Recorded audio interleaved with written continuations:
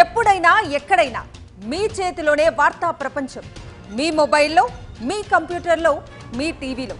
సాక్షి TV digital ప్రసారాల కోసం login అవ్వండి www.youtube.com/sakshitv. Subscribe సాక్షి TV YouTube channel.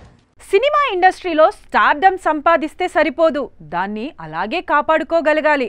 లేదంటే ఏ మాత్రం తేడా వచ్చినా వెండితెరపై కనిపించకుండా పోతారు.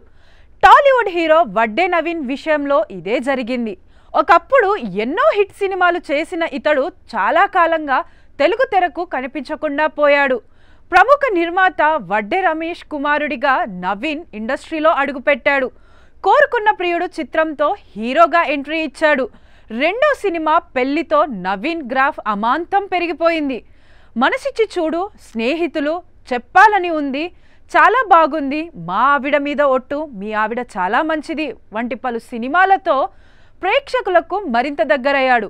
చివరగా 2016లో అటాక్ చిత్రంలో కనిపించాడు.